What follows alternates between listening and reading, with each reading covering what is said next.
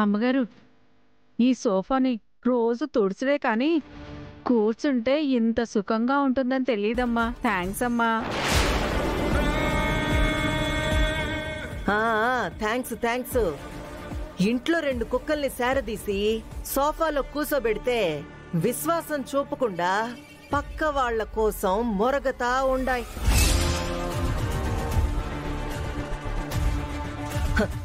ఆ కుక్కల కంటే నువ్వు చాలా నయం సుబ్బులు. నువ్వు థ్యాంక్స్ చెప్తా ఉండావు. కూసో కూసో, సాయంత్రం దాకా కదలకుండా అట్నే కూసో.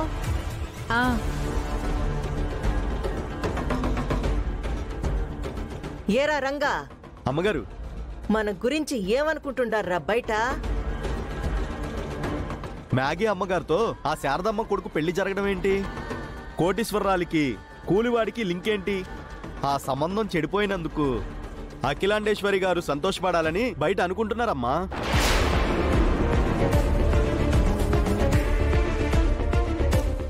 అర్రే, బయట జనం ఫీలింగు, ఇక్కడ నా ఫీలింగు సింక్ లో కొడుతుండాయే.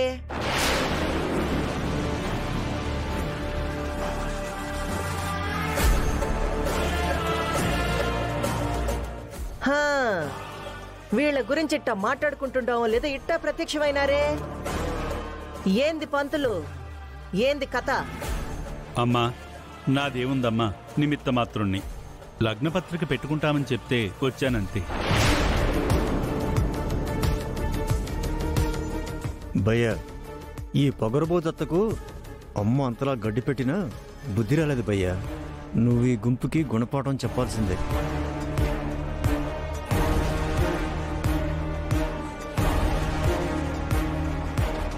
మమ్మీ, లగ్నపత్రిక పెట్టుకోవడానికి వచ్చిన వాళ్ళేంటి మన మొహాలు చూస్తూ నుంచున్నారు? కూర్చోడానికి మనకలాగే సోఫాలు లేవు కదా మ్యాగీ.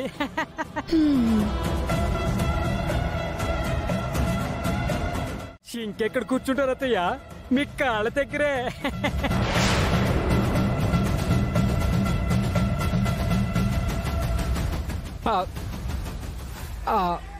అంటే అదే నేల మీద కూర్చుంటానని చెప్తున్నావు. అఖిలమ్మా, వాళ్ళు నేల మీద కూర్చుంటారంటావా? నేల టికెట్ బ్యాచేగా అందరూ కూర్చోడానికి ఏంది నామోషి?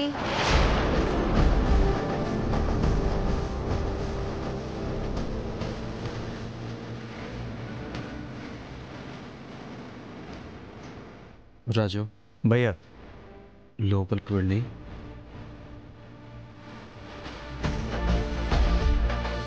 వెళ్ళు. అలాగే భయ్యా.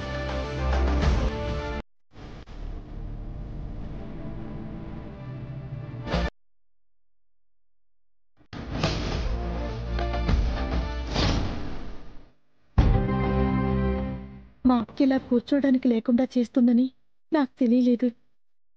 దాన్ని క్షమించొద్దునా? అయ్యో, అంత మాట ఎందుకు వదినా? ఆవిడ మాటల్ని పట్టించుకోవాల్సిన అవసరం లేదు.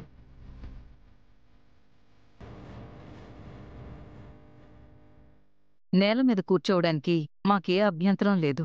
నువ్వు బాధపడుకు. వెంకీ, కూర్చుందామా? ఒక 2 నిమిషాలమ్మా.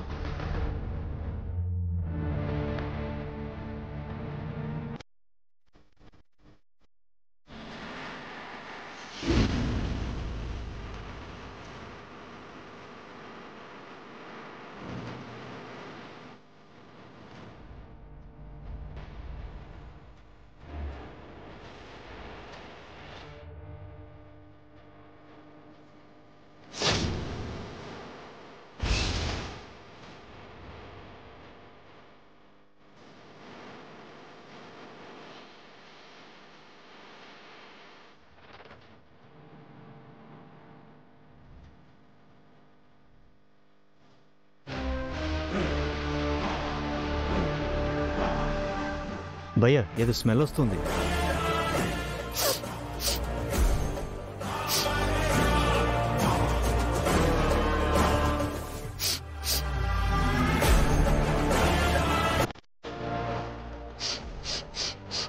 అత్తయ్య, నీకేం వాసన రావట్లేదా?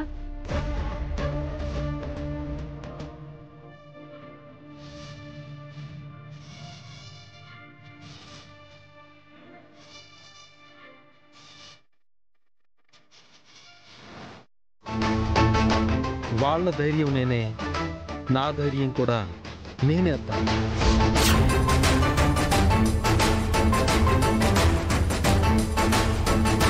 గ్యాస్ లీక్ చేసినోడికి లాక్ చేయడం తెలీదా చెప్పు? మమ్మీ ఇది వీడి పని. ఎస్, నా పనే. ఈ ఇంట్లో మా కూర్చోడానికి చోటు లేకుండా చేశారు.